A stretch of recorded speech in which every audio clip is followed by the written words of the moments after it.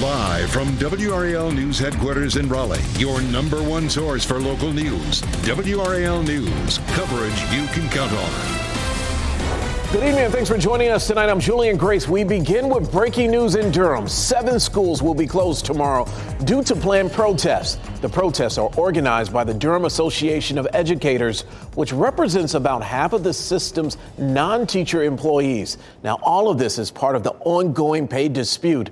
The district announced less than an hour ago that the 7 schools impacted by protests would be closed. Here is that list: Carrington Middle School, Durham School of the Arts, Little River Moorhead School, or Little River Elementary School, I should say, and Moorhead Montessori, Sandy Ridge Elementary School, E.K. Powell Elementary, and Bethesda Elementary. WRAL's Laura Levine spoke with parents who face potential disruptions and explains the group's newest demands.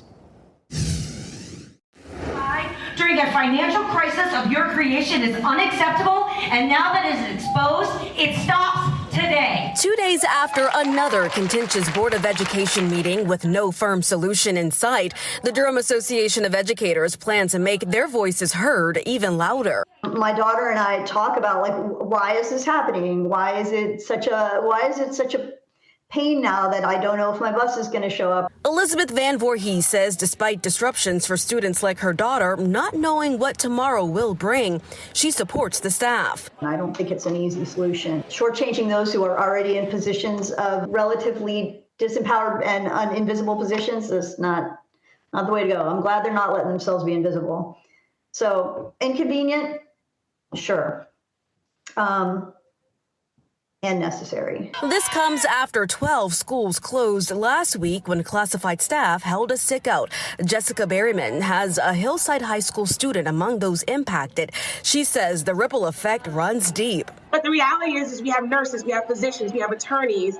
And, when their schedules are drastically impacted, they want to make those accommodations for their child, make sure they're fed, they're safe. Letting them know at the last minute is not what we want. The association sent this letter out to school board members just before midnight, laying out new demands such as to restore steps and commit to no pay cuts for February, a public explanation for why January pay did not look as expected, and to schedule a meet and confer with organization leaders next week. Do you believe as a parent the school board is doing enough to be transparent and get to the bottom of this?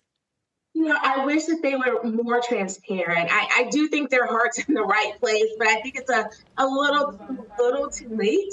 I would like them to kind of take additional accountability. I would like to see our local PACs and community hold individuals to the fire that they supported and endorsed. And take some responsibility and continuing to push the envelope with them as well. Parents tell me less closed-door meetings and more action from DPS is just the beginning of what it's going to take to move forward. And as a parent, I'm really glad to see that people are taking action. It's got to hurt them. It takes a lot of courage, and I appreciate it. Laura Levine, WRAL News in Durham. We do want to tell you we have reached out to every school board member, including the board chair, for a response to the DAE's request. So far, we have not heard back. We have more breaking news in Durham. 3 people were found dead in a motel room this morning. It happened at an Extended Stay America off South Miami Boulevard. WRAL's Carly Haynes is live there now with what police are ruling out in their investigation. Carly. Julian, the bodies were removed from the motel just about 2 hours ago, and Durham police left the property around that time as well. But this is what we know about their investigation so far. After 10 o'clock this morning, police got a cardiac arrest call, and when they arrived, they found 3 men dead in one of those motel rooms. A 4th man was taken to the hospital in critical condition. No official word on cause of death at this point, but we do know that foul play was not suspected. In other words, investigators don't believe this was a homicide, and they say there's no immediate threat to the public. But clearly, with 3 people dead and another in the hospital in critical condition, this is a disturbing situation, leaving the community with a whole lot of questions. A person staying at the motel told us that she noticed all of the first responders outside her window. Nobody told her anything until she saw those 3 bodies come out. I get it. You don't want to be in everybody's business, but something like that is a big deal. Especially when there's so many kids. Like, there's so many kids that come out and hang out. You just don't know if it's something that you need to be careful of for your kids, or is this like an isolated thing that, has nothing to do with anybody.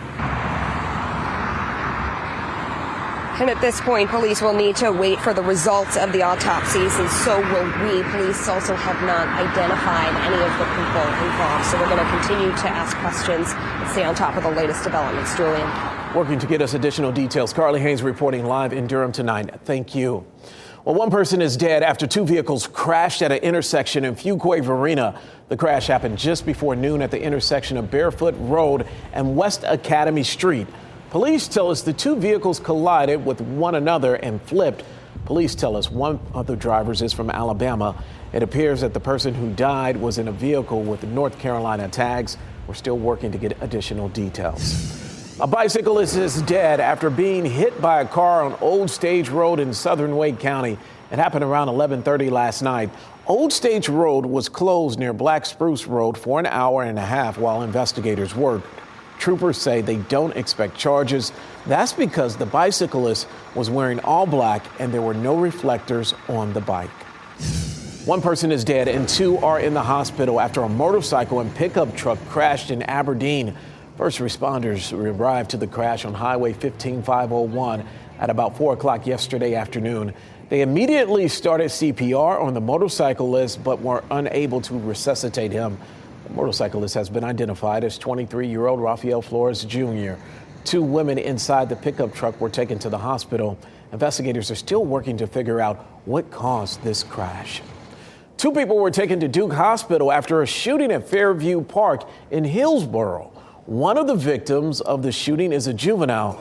This happened at about 7 o'clock yesterday evening. There are no details about a suspect at this time. Investigators say a white car left the area. It's now been 2 days since the U.S. launched retaliatory airstrikes after the deadly attack on U.S. troops in Jordan. The first wave of strikes targeted Iran-backed militants in Iraq and Syria. This weekend, we spoke with retired Army Lieutenant General Bob Ashley about what the counterattacks are intended to accomplish. I think you're going to see the Iranians back off. Now, I think that is a near-term effect. I think they will reassess their position. They'll see how this evolves over time.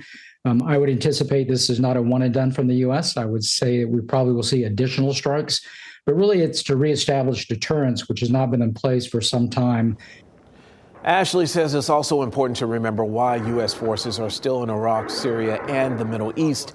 He says there's still a significant terrorist threat in the region. A celebration of life was held for a veteran Raleigh firefighter who lost his battle with pancreatic cancer last week. Folks gathered in an auditorium at Edgecombe Community College to honor Lieutenant Raymond Harrell. The 68-year-old served 30 years with the Raleigh Fire Department. Men he worked with say he was proud to be a Raleigh firefighter. He is remembered as a godly, good man who had a wonderful heart of service. He was a true and faithful family man and friend. Up to the last moment, we were together. Raymond Harrell not only talked the talk, he walked the walk. He allowed his light to shine everywhere he went in the fire department. As you can see, a large amount of support has been shown for Lieutenant Harrell. Dozens gathered to honor him with a parade just days before his death. Yesterday, dozens more showed up to share stories about Raymond in lieu of flowers at the wake. Lieutenant Harrell was buried at East Lawn Memorial Garden Cemetery in Tarboro. 4 nights of ramp closures onto I-40 in Garner start tonight. The lane closures is for the ramp from US 70 West to I-40 West, starting at 9 p.m. and ending at 5 a.m. Tonight is the first night of the closure, and weather permitting, the closure will happen each night through Wednesday so contractors can conduct ground testing. It's all a part of ongoing work to finish the 540 project. CSX Transportation is closing 2 railroad crossings for maintenance in Fayetteville. The temporary closures start tomorrow. Cumberland Street and Moore Street will be impacted for 3 to 5 days as crews work. Now, drivers should expect to see significant detours directing traffic. Plan for delays and a longer commute if your drive takes you in those areas. Well, soon enough, you will be able to fly to yet another international destination out of RDU. So where? I know you were wondering that.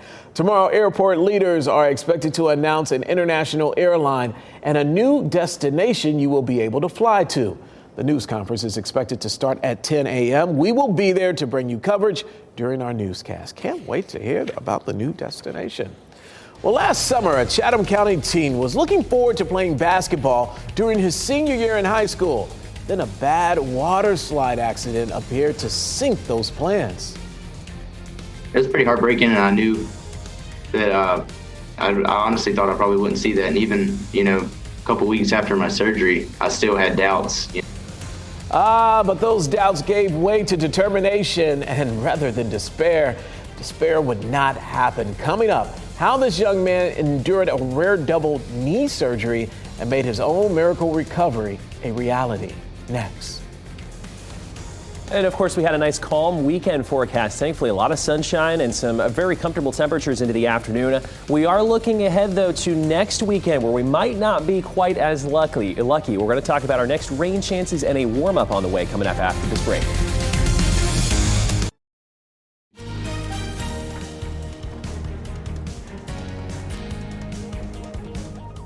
All right, welcome back. An open Republican-leaning congressional seat in the Triangle has attracted more than a dozen candidates to the party primary. But Republican insiders tell WRAL only 4 of the candidates have a real shot at winning. Kelly Daltrey, Davon Barber, Brad Nod, and Fran Von Cannon are expected to contend for the GOP nomination in North Carolina's 13th congressional district. The winner will likely go on to win the general election. The district was redrawn last year so that it now starts in Caswell County, heads southeast toward Johnston, and then circles back around southern Wake into Lee County. The primary is March 5th, and a runoff election is scheduled for May 14th if necessary. To read why Daltrey, Barber, Knott, and Von Cannon are the favorites, check out the story on WRAL.com under the NC Capital section. This next one is an inspiring story about a Moncure teenager who was determined to beat the odds. Let me introduce you to 18-year-old Levi Perkins. He faced a challenging recovery after a water slide accident badly damaged both of his knees. Now, he had what's called a bilateral multi-ligament injuries. The injuries jeopardized his senior year of basketball, a sport he loves so much. Now, doctors recommended that he get surgery on each knee at the same time, but he chose to get the knees, or rather, he decided to get the surgery on the knees at the same time. The doctors wanted him to get it one at a time. I wanted to make sure I get that correct. Well, he did it at the same time and got it over, but the surgery was successful, but it was still a very grueling process. With determination and help from his medical team, Levi remarkably returned to the basketball court 4 months post-surgery. You literally can do anything you put your mind to as long as you stay consistent. And I think a lot of people confuse like motivation with discipline. Yeah, of course, you're not going to be motivated to, wake up and start doing stretches with your knees and working your muscles. So I think, discipline becomes habit. And, once you make it a habit, you can do just about anything. So. We can all learn a lot from Levi. What a great message. Levi and his family also want to thank Dr. Brian Lau and the entire Duke Sports Ortho team. What a great story. You'll hear more about Levi's story tonight at 10 and 11. Anthony, calm night out there. Yeah, it's nice and calm. We had a beautiful weekend, Julian, and with the sunshine coming through, temperatures a little bit cool in some spots during the afternoons. We have a very nice stretch of weather, though, headed this way into the upcoming week. We'll talk about that here in just a second, but let's get us outside here to this beautiful shot, our North Hills camera. By the way, the sunset was at 5:44 p.m. this evening, so just a little bit ago. We look at where we're going, though. Those sunsets are continuing to get later and later. We're talking about a minute each and every single night. 5:44 tonight, 6:01 is where we'll be by the time we get into about February 21st. And then because of the time change coming in, 7:18 there, March 10th, and then we continue that trend there into May. So yeah, we're heading closer and closer to the spring months, if you will. We're at 49 currently in Raleigh, Durham, 45 in Rocky Mount. It is a bit of a cool evening out there, but we are nice and calm. There's not much of a wind chill factor for us. We go hour by hour tonight. Partly cloudy skies. You may have noticed some of those high level clouds coming on in. They should stick with us tonight. We'll see temperatures dipping right about 38 at 1 o'clock. And then for the morning commute, all the kids out of the bus stop, just everyone heading out for your Monday morning at temperatures right about the freezing mark or so. Here's where we sit. We have this system down to our south. This is where it will stay for the next couple of hours. But you notice that cloud cover. That's what we've been seeing here this afternoon. Really high level clouds just kind of obscuring some of that sunshine and now the clear skies that we have out there heading into this evening. That will continue to come on in, but the rainfall part of that system will stay to our south. We take Futurecast here. Starting off tomorrow morning, a place like Wilmington certainly could see a few light showers coming through. But our area, notice we see still a lot of sunshine. All of that rainfall should stay down to the south, and we will have a really nice start to the week. Again, there's 5, 6 o'clock tomorrow afternoon. The cloud cover line is right about the South Carolina, North Carolina border, and we should see a good amount of sunshine. 57 is where we're headed tomorrow. We should be at 54. A very consistent pattern here through the majority of this week. 62 by the time we get into Friday. And then next weekend, we get close to 70, both Saturday and Sunday. The trade-off, though, is going to be our next potential rain chances. There's 11 o'clock on our Friday. We start to see some light showers coming on in. I think at this point, the better rain chances that may start to kind of come to fruition, if you will, on our Saturday is there's right about lunchtime. You see this model trying to put a band right across most of our viewing area. Plan for Saturday. I think that's going to be the better chance of some scattered showers. No thunderstorms or anything at this point, and that's when that long-range model cuts out. But it looks like into Sunday we could still see some isolated showers. So